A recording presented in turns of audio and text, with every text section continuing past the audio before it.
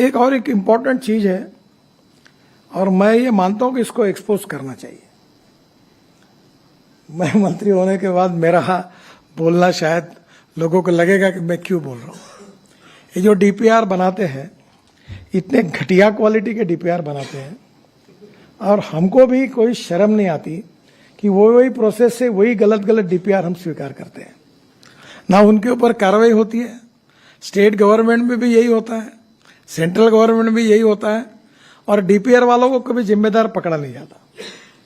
मुझे तो कभी कभी ऐसा लगता है कि सबको मिलाकर इनके ऊपर ही एफआईआर डालनी चाहिए, क्योंकि जब लोगों के मन में इसके प्रति ये जो एक उनकी गलती कितने लोगों की जान जाती है, इसका कोई ना कोई विचार करेगा कि नहीं करेगा। मैं भुगत भुगी मेरा एक्सीडेंट हुआ था, मैं लीडर ऑफ ऑपरेशन था महाराष्ट्र में। तब एक पेड़ पे जा red light car, police protection, siren car, 10, 12, 15 कारों का कैनवा होते हुए मैं एक पेड़ के ऊपर गया। पूरी गाड़ी पेड़ के कारण ट्रक के अंदर घुस गई और वो टायर के कारण बच गया, नहीं तो पूरे कट जाते थे। मेरी पत्नी थी, बच्चे थे, सब एक्सीडेंट हुआ पड़ा। कारण क्या? तो पेड़ रास्ते में आता है, उसको तोड़ने के लिए कलेक्टर को परमिशन मांगकर 3 साल हुए पर परमिशन नहीं मिली। फिर ड्राइवर को कैटरेक्ट निकला। फिर मैंने जब जांच की मेरे पीडब्ल्यू डिपार्टमेंट में, तो 40% ड्राइवर कैटरेक्ट वाले निकले। फिर एक मुख्यमंत्री का गाड़ी का ड्राइवर अनेक सालों से गाड़ी चला रहा था, वो अंधा निकला। फिर एक केंद्रीय मंत्री का ड्राइवर, उसकी एक आंख गई थी। यानी हमारे देश में मेरे समझ में नहीं आता कि इतने सीरियस इश्यू पर कितनी उदासीनता है, और ये मेरे बोलना लोगों के सामने मुझे अच्छा नहीं लगता। और इसलिए स्वाभाविक रूप से फिर कैंप शुरू हुए कैटरेक्ट चेक करने के। टोल नाके पर कैटरेक्ट चेक किया, चश्मे देने की बात हुई। अब हमने ड्राइवर के लिए एसी कैबिन लाई।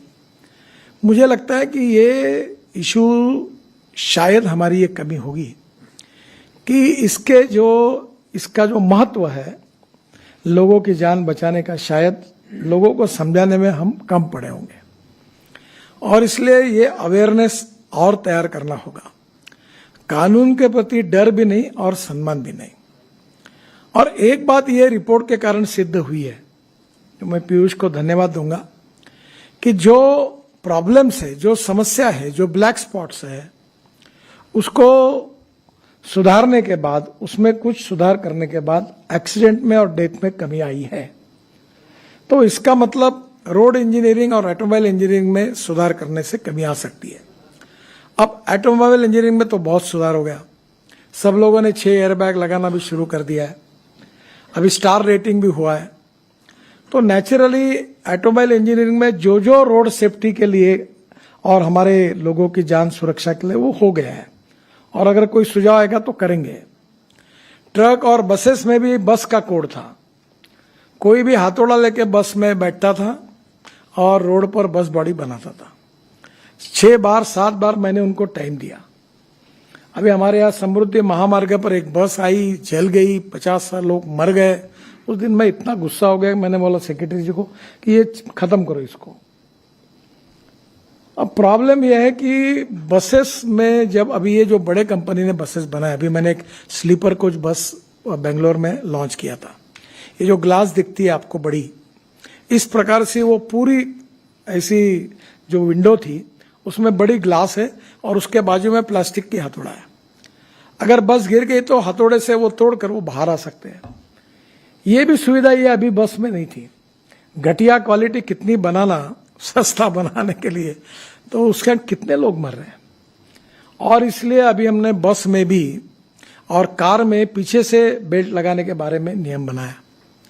आज सामने वाले बेल्ट के बारे में भी नियम बनाया। काफी लोगों की जान उसके अंदर बच जाती है। और इसलिए मेरा जो सुझाव है कि अब विशेष रूप से जो स्कूल के टीचर है, हेडमास्टर है, इन्होंने आगे आना चाहिए। उनके स्कूल में रोड सेफ्टी की प्रतिज्ञा लेनी चाहिए। बच्चों को पढ़ाना चाहिए, चाहे इसके कितने डेंजरस है, कैसे लाइफ जा रहे हैं, कितने नुकसान हो रहे हैं, इसके बारे में एक लोगों का एजुकेशन, प्रबोधन, प्रशिक्षण, और उसके साथ फिर उसका ट्रेनिंग। तो ये जो जनरेशन तैयार होगी इसका बहुत फायदा होगा। मैं वर्ल्ड बैंक में बंडोपाध्याय जी भी है और पीयूष भी है, तो आप एक करिए कि ऐसे कोई टैलेंटेड लोग जो कार्टून फिल्म बनाते हैं, उस प्रकार के छोटे छोटे बच्चों को कंसंट्रेट करके ऐसी छोटी छोटी फिल्म, छोटे छोटे किताबें तैयार कर सकते क्या, इसके गेम्स बना सकते क्या। मुझे याद है हुंडई कंपनी ने, मैं और शाहरुख खान जी थे, उन्होंने एक ऐसा एक बुक निकाला था। तो ये कंपनियां स्पॉन्सर करेगी और ये इसके बारे में स्कूल में विशेष रूप से 10वीं के पहले तक, प्राथमिक और माध्यमिक, इन स्टूडेंट्स के लिए उनके आईक्यू के हिसाब से इफेक्टिव ट्रेनिंग और कोर्सेस, इसके बारे में हम लोग आगे आए। दूसरी बात इंपॉर्टेंट ये है कि हमारा ये प्रोजेक्ट, ये जो सब्जेक्ट है, ये स्टेट लिस्ट में है। इसमें राज्य सरकार का भी सहयोग चाहिए और भारत सरकार का भी सहयोग चाहिए। तो स्वाभाविक रूप से जो हमारा पुलिस डिपार्टमेंट है, जो ट्रांसपोर्ट डिपार्टमेंट है, ये इसके लिए सुमोटो कुछ इनिशिएटिव ले। अभी ड्राइविंग लाइसेंस के बारे में हमने काफी चिंता की, ई गवर्नेंस लाया, 16-17 सुझाव उसमें लाए, काफी बदलाव किया कि करप्शन को भी कम करें और विशेष रूप से रोड सेफ्टी के लिए भी सर्वोच्च प्राथमिकता दें। इसका इम्प्लीमेंटेशन स्टेट लेवल पर भी अगर अच्छी तरीके से होता है तो उसका भी फायदा होगा। ये केवल काम सरकारी स्तर पर नहीं होगा, विदाउट सपोर्ट फ्रॉम सोसाइटी ये नहीं हो पाएगा। और इसलिए NGOs, universities, social organisations, schools, colleges और इसके साथ अलग अलग प्रकार के जो इवन पॉलिटिकल पार्टी का भी सहयोग लिया जा सकता है। इसके जो प्रोग्राम्स होंगे वो भी करने में सरकार की तरफ से हम सहायता कर रहे हैं, पर मैं समाधानी नहीं हूं। इसमें जो जो प्रकार के काम सरकारी स्तर पर होने चाहिए उसको और करने की आवश्यकता है, क्योंकि जिस प्रकार से वॉल्यूम बढ़ रहा है, 10% डेथ में और 12% एक्सीडेंट में बढ़ोतरी हुई, इसमें भी कभी कभी तो हमारा एक स्टैटिस्टिक डिपार्टमेंट है 5 साल पहले के एक्सीडेंट को नोट करता था। मेरे को इतना गुस्सा है, मैंने पूछा तुमको पगार 5 साल बाद दे दे, फिर तो 5 साल का डाटा इकट्ठा करे तो 5 साल के बाद पगार दो इनको। यानी कोई शर्म भी नहीं आती है। I am sorry to use this word. और इसलिए पहले मैंने कहा कि कुछ भी करोगे, एक्सीडेंट होने के बाद वहां का पीडी है, आरओ है, वो रजिस्टर करे और तुरंत 15 दिन में हमको पता हो जाए, और इमीडिएट कुछ ऐसे मेजर्स है जो वो कर सकते हैं कि भाई एक्सीडेंट हुआ तो तुरंत वो रोड की दुरुस्ती करें। हमारे यहाँ एमपीज के इसमें हमने अपघात निवारण कमेटी, एक्सीडेंट निवारण कमेटी अपॉइंट की, उसमें पब्लिक रिप्रेजेंटेटिव और एमपी और कलेक्टर को जिम्मेदारी दी। पर इसमें जो जो अवेयरनेस और इसके लिए जो काम होना चाहिए उसकी गति बढ़ानी होगी, और ये बहुत गंभीर समस्या है। इसमें 2 प्रकार की बातें मुझे लगती है। पहली बात कि रोड सेफ्टी में एक्सीडेंट्स क्यों हुआ है और डेथ क्यों हुई है, और दोनों का संबंध रोड डिजाइनिंग से क्या है, ऑटोमोबाइल इंजीनियरिंग से क्या है। कम से कम ये तो हमारे रीच में है कि इसको हम पूरा कर सकते हैं। कुछ ऐसे एक्सीडेंट्स हो सकते हैं कि जो हम सब कुछ करने के बाद भी होंगे, उसका कोई इलाज नहीं है, पर जिसके कारण है वो कारणों को ढूंढकर उस समस्याओं को किसी भी स्तर पर, प्राथमिक स्तर पर उसको पूरा करना, और इसके लिए पब्लिक अवेयरनेस तैयार करना।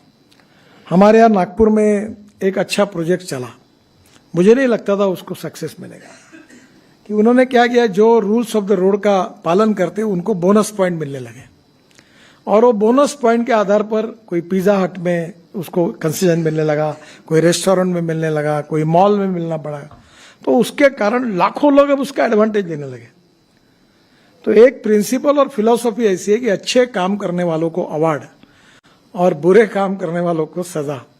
तो नेचुरली ये अवार्ड मिलने लगे, उसके कारण भी कानून के प्रति उसका पालन करना चाहिए, इसका एक अच्छा रिस्पांस मिला।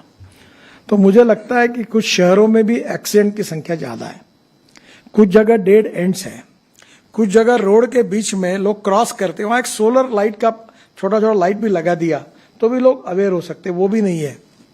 और इसका कारण जो है वो आम अधिकारियों में और जनता में भी जितनी संवेदनशीलता चाहिए उसकी और ज्यादा निर्माण करने की आवश्यकता है।